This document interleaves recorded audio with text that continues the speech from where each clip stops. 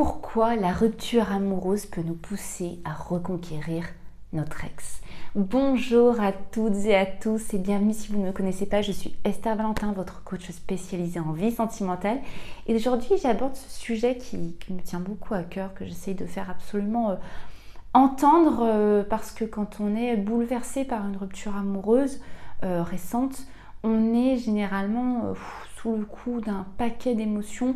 Et oui, ça, on ne va pas le dénigrer une seconde, c'est un sacré bouleversement dans une vie.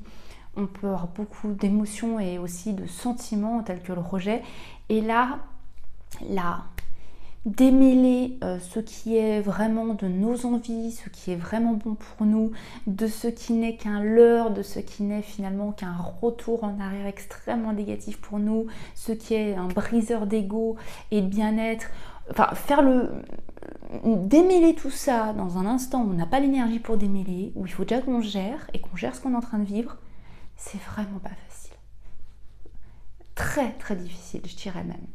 Donc cette vidéo, elle est là pour vous aider à mieux vous comprendre vous dans votre rupture, à mieux vous aider à vous comprendre aussi dans vos réactions, à comprendre comment notre cerveau, ce petit filou, vient mettre des petites choses insinueuses qui peuvent nous pousser à faire par exemple une reconquête. Et là, c'est pourquoi je vais vous parler d'un événement extrêmement influenceur, de quelque chose qui nous influence beaucoup et nous pousse vers la reconquête, dont il faut absolument prendre conscience avant d'agir. Vous allez comprendre pourquoi. Je vais vous mettre dans la barre de description juste en dessous, avant toute chose, 2 e-books. Et vous allez comprendre pourquoi. Je vais vous mettre un petit e-book sur le fait de se reconstruire après une rupture. Ce sera une étape qui sera essentielle, peu importe où vous voulez aller. La reconstruction et se retrouver, c'est nécessaire. Je vais vous mettre aussi un autre e-book qui est sur la reconquête amoureuse. Et cette étape, l'étape de la reconstruction en fait partie. Donc ça dépend de vos envies, ça dépend de vos attentions. Je vous dis qu'il y a ces e-books, je vous conseille de les télécharger, mais je vous demande d'écouter la fin de cette vidéo pour comprendre. Parce que dans mon approche de la reconquête, j'ai une formation complète sur la reconquête. Dans cette formation, vous ne pouvez pas négliger la première étape qui est la plus essentielle. Vous allez comprendre, elle est en lien avec cette vidéo. Donc je vous ai dit pourquoi la rupture nous pousse bien souvent, extrêmement fréquemment, à cette envie de reconquérir notre partenaire qui nous a quittés. Bien, vous connaissez l'expression, on ne sait pas ce qu'on a jusqu'à ce qu'on perde. Elle est bien connue cette expression. Et bien quand on la relie à la rupture amoureuse, elle prend vraiment beaucoup de sens. Mais ce sens est complètement explicable. Pourquoi? Parce que lorsqu'une personne rompt avec nous, nous vivons ce qu'on appelle l'attraction de la frustration. Ça signifie qu'on recommence à sentir, à ressentir la même passion qu'on avait au début de la relation et qui pourtant, soyons sincères, n'existait plus à la fin de la relation amoureuse. Et surtout dans le cas d'une relation dite longue, entre guillemets. Cette passion qu'on a ressentie au début, bien sûr qu'après elle s'atténue pour quelque chose d'un peu plus paisible, et donc d'un seul coup, on ressent cette passion et ce manque de l'autre aussi fort que c'était en début de relation. On appelle ça l'attraction de la frustration, j'ai y arrivé. On retrouve cette envie donc de continuer la relation, même si elle a pris fin. On ne veut pas recréer quelque chose encore. À ce stade, on a envie de la continuer. Et on est dans cette sorte de déni qu'elle a pris fin. On va d'abord essayer par tous les moyens de récupérer son ex. Et donc quand je vous le dis, si vous ne passez pas cette attraction de la frustration, vous n'êtes pas du tout dans une reconquête comme vous pouvez l'entendre, où on a beaucoup évolué et cette personne reste attractive pour nous dans notre vie. Donc là, on va essayer de reconstruire quelque chose différemment, mais on est dans le fait de vouloir continuer la relation. Attention, votre cerveau va vous dire oui, je sais que je veux retrouver mon ex, mais j'ai compris que c'était la fin, je ne veux pas continuer la relation, je veux faire différemment. Si vous êtes en pleine attraction de la frustration, vous ne pouvez même pas avoir cette sincérité envers vous-même. Vous êtes dans le passage où vous devez prendre soin de vous. Ok? Donc, pourquoi? Parce que je vous dis ça, on va essayer par tous les moyens de reconquérir son ex parce qu'on a envie de continuer la relation. Mais pourquoi ça agit comme ça? Qu'est-ce qui se passe en fait dans notre esprit pour que nous, êtres humains, on ait envie de faire ça? Parce qu'au moment de la rupture, il y a une ère dans notre cerveau qui nous sécrète de la dopamine. Ce fameux neurotransmetteur qui joue sur la motivation et sur la productivité. Et oui, c'est ça la dopamine. Motivation, productivité.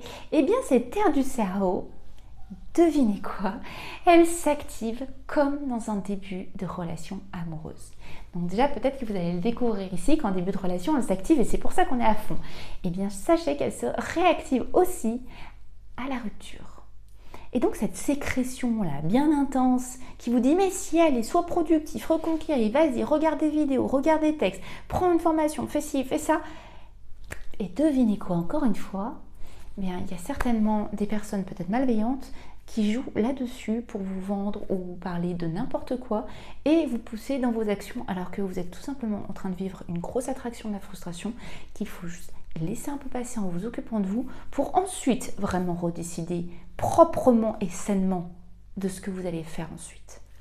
Donc attention, je vous mets en garde quand même parce que profiter de ce qui est un effet extrêmement chimique de notre propre cerveau, vous devez être là pour vous protéger de ça. Donc, vous allez être un petit peu dans cette période comme flouté par cette réaction. C'est ce qui nous éloigne de notre pleine capacité de jugement en fait. Parce qu'on occulte le négatif. Dans cette sécrétion de dopamine, on est uniquement, vous le savez, en motivation, productivité. Ah, et tout ce qui se passait mal dans la relation. Et le fait que cette personne ne vous convenait pas, que vous n'aviez peut-être pas d'affection dans la relation, que ça ne ressemblait pas du tout à la relation de votre rêve, qu'à la fin on ne se parlait plus, on ne faisait plus rien ensemble. C'est un exemple. Hein. Eh bien, non, je pense qu'au bien.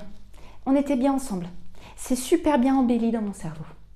Et bien, ce rejet du négatif pour cette surproduction, cet accroissement du positif, cet embellement de toute la relation et de l'autre, c'est un effet de l'attraction de la frustration. Donc c'est cette... je vais rajouter quand même quelque chose d'important. S'ajoute à cela, parce que là je ne parle que de l'attraction et la frustration, mais en plus, je ne vous ai même pas parlé de la résistance au changement. Je vous ai dit que c'était un bouleversement, la rupture. Et donc là, votre cerveau, vous lui indiquez qu'il va rentrer dans une période non connue, chose qu'il déteste le plus au monde. Donc il va mettre en place tout de suite une stratégie face naturellement à la résistance au changement. Je ne veux pas changer, je vais résister, donc je vais te donner des raisons de rester dans ce que tu connais et donc dans le passé. Donc ça s'ajoute à l'attraction de frustration. Autant vous dire qu'il y a un package à dégager un petit peu avant de se retrouver entièrement soi-même et te dire qu'est-ce que moi je décide. Pas les effets de mes sécrétions et de mon aire du cerveau car lance des sécrétions, pas les effets de la résistance au changement, de la peur, mais moi, qu'est-ce que je décide? Pour se retrouver soi-même, c'est difficile à dire, hein, mais on n'est pas tout à fait soi-même pendant quelques temps. Donc, ça va être une phase vraiment temporaire. C'est pour ça que je vous dis qu'il y a un petit peu de temps à passer. C'est temporaire et c'est une phase qu'il est nécessaire de passer avant d'agir pour retrouver, comme je vous l'ai dit, votre pleine perception qui ne sera plus faussée parce qu'il faut l'admettre qu'elle l'est pendant un temps. Cette conscience de se dire mais je sais que pendant un temps ça va être dur parce que j'ai une perception qui est faussée. Et donc qu'est-ce que je peux faire? Déjà je peux aider par exemple en redisant des faits réels et négatifs. Ça peut être quelque chose qui vous aide. Ne vous faites plus leurrer par votre vision du passé. Soyez la personne qui est aussi là pour vous rassurer, pour vous encourager et pour remettre de l'ordre dans tout ça. Et il va être vraiment nécessaire de prendre du recul pour faire ça. Et comme je vous l'ai dit à peu près 20 fois dans cette vidéo, mais ça, je ne dirai jamais assez, de vous retrouver vous-même et donc de vous retrouver vous dans votre jugement vrai. Sinon, le risque, le mauvais engrenage dans lequel on va se lancer, c'est le prêt à tout pour continuer. Le prêt à tout pour reconquérir. Et dans ce « je suis prêt à tout », on peut briser encore tellement plus notre ego qui, lui, dans la rupture, s'est déjà pris un sacré coup et il est blessé. Donc elle est complètement brisée parce qu'on a agi très vite, qu'on a répondu sans le savoir à l'attraction de la frustration, à toutes les modifications de perception que ça nous donne, qu'on résiste complètement au changement, donc on veut retourner dans le passé. Si on agit sous ce coup-là, on perd des choses essentielles. Si on prenait 5 ans de recul, on dirait non mais dans quel état je me suis mis, je suis allée quémander, je suis allée supplier, mais jamais je ferais ça de ma vie, mais jamais je me souhaite de faire ça, je ne souhaiterais pas à mes enfants de se comporter comme ça, je ne me souhaite pas pour mon image de moi dans le miroir de faire ça. Pourtant, on le fait.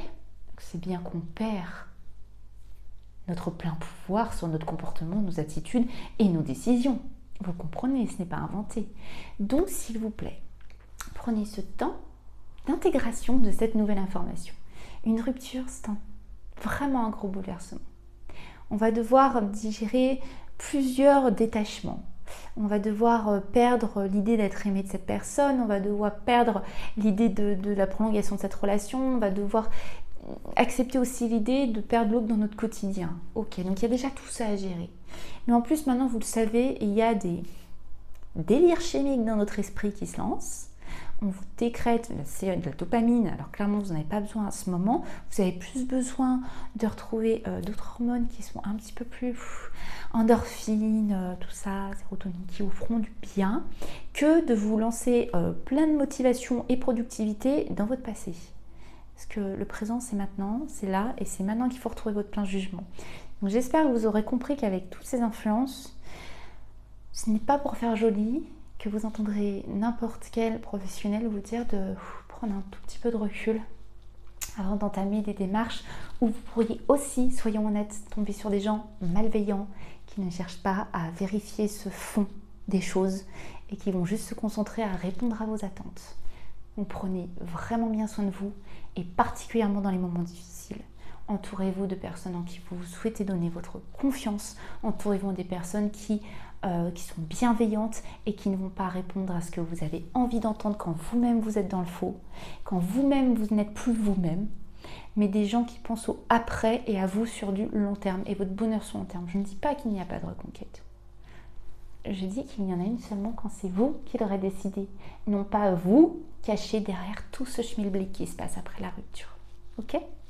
J'espère vraiment que cette vidéo vous a plu, vous aide un petit peu mieux à comprendre tout ce qui se passe et pourquoi ce bouleversement peut être décuplé par rapport à ce qui se passe, qui est déjà un bouleversement, et que ça va pouvoir vous aider à avancer, prendre des décisions. Et puis dans tous les cas, vous le savez, moi de mon côté, je ne vais pas vous lâcher et je reviens dans une prochaine vidéo très très vite pour d'autres conseils sur le sujet.